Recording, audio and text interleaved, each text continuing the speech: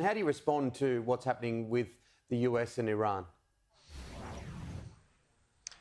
Right. So what we're seeing, at least from here in the Middle Eastern neighborhood, from here in Israel specifically, when you're talking about the Israeli leaders, definitely not too pleased with what Joe Biden has said at the Munich Security Conference, or really what's come out of the U.S. administration in the last 48 hours. And indeed, it was what was expected by many. Of course, this was Joe Biden's promise when he was sworn in, and even beforehand, that he would do everything he could to go back to the 2015 JCPOA. So in that sense, there's definitely no surprise, there's no shock, there's no awe, but definitely much to the chagrin of Israeli Prime Minister Benjamin Netanyahu, as well as other Israeli leaders, also from the defense establishment, the IDF chief of staff, an individual who doesn't necessarily speak generally about political issues. He even voiced his concerns about Iran and the U.S. re-engaging in something that was similar to the 2015 nuclear deal. Now, when we're talking about the comments made by Joe Biden at the Munich Security Conference, he did not actually specify the JCPOA,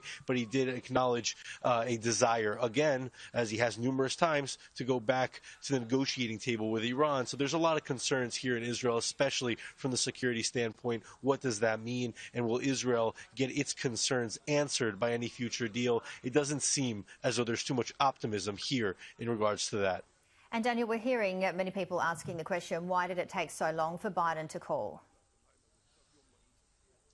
Right. So ultimately, when you look at the list of countries, Australia before Israel, but when you're talking about countries in the neighborhood of the Middle East, Israel was the first one, and for now the only one that's been reached out to by Joe Biden himself. It didn't take very long for Anthony Blinken, for Austin, the defense secretary, to reach out to their Israeli counterparts. That happened within the first week. But it did take some time, especially if we compare it to the former U.S. President Donald Trump, who had a very close relationship with Prime Minister Benjamin Netanyahu. And while Netanyahu had his conversation with Biden, he was smiling from ear to ear. Those that know Netanyahu closely understand that he's probably smiling for the cameras and not necessarily about the new partnership, because ultimately there are a lot of concerns as far as Israel is concerned, and with a reason that Biden will not replicate what Donald Trump was doing with Iran. They will not be the maximum pressure policy that Israel was accustomed to and comfortable with. So in that sense,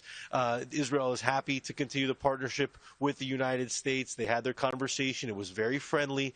They're very strong allies, but definitely a new chapter in the partnership between the U.S. and Israel. And Israel is going to have to brace itself for whatever the U.S. does decide to do, ultimately in regards to renegotiating with Iran, trying to broker a new agreement, probably with the help of other Western powers and European strongholds, NATO allies, and things of that nature. Those are really the countries, by the way, that Biden did reach out to before Israel, Canada, countries that neighbor the United States, which should be expected. But maybe for here in Israel, people were surprised after the experience they had with 4 years of Donald Trump, who was very, very clear about his support, really unwavering support for Netanyahu and for Israel, especially when it comes to security issues.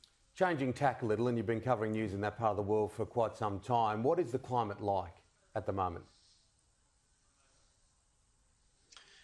Right now in Israel, we've seen a lot of Israeli military exercises the past couple weeks. So there's definitely something that's been slightly out of the ordinary in regards to what's happening more broadly, geopolitically speaking. We saw the Munich Security Conference. We hear more and more talk and rhetoric, not just from the United States, but also from Iran, threatening that it will continue its uranium enrichment. So when you hear these comments coming from Iran, you oftentimes see a reaction also here locally throughout Israel. You see it either from the military sphere or from the diplomatic sphere. You hear comments also from the Israeli Prime Minister or the Defense Minister, Benny Gantz, who was a former IDF Chief of Staff, former general of the Israeli military. And so in that sense, the rhetoric is at its utmost. And we're also seeing the Israeli military really operating at a very heightened level, especially on the northern front, where there are Iranian proxies generally operating in Lebanon and in Syria in the past couple weeks. If we look over into Syria, you see a lot of mysterious strikes that Syrian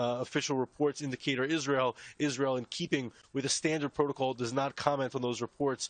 But generally speaking, Israel's made it clear that they will target Iranian weapons shipments in Syria. And so that sort of activity has continued, which certainly keeps the tension at a fairly high flame overall throughout the region, and certainly when it comes to the nature of the confrontation between Israel and Iran. And finally, Daniel, can you talk us through what it's like there regarding COVID cases and vaccinations? So in Israel, we're really at the second week since another nationwide lockdown.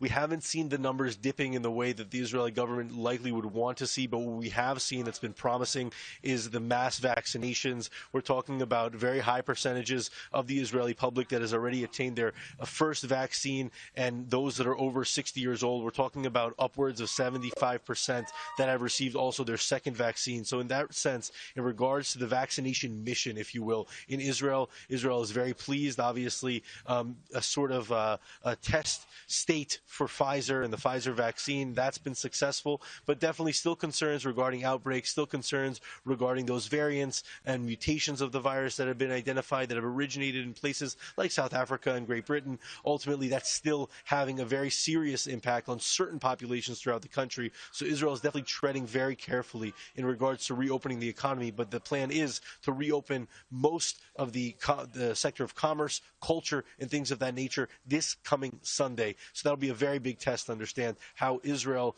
as far as the public and as far as the government and health authorities, will react to reopening the country after COVID-19. But of course, we're still not after COVID-19, even with the vaccination mission going at full speed. We're not over, but we can see the big ship finally starting to turn, and Israel has been, as you mentioned, ahead of the game with its vaccinations. Daniel Tsemach, the Defence Correspondent for I-24 News in Tel Aviv, thank you so much for joining us.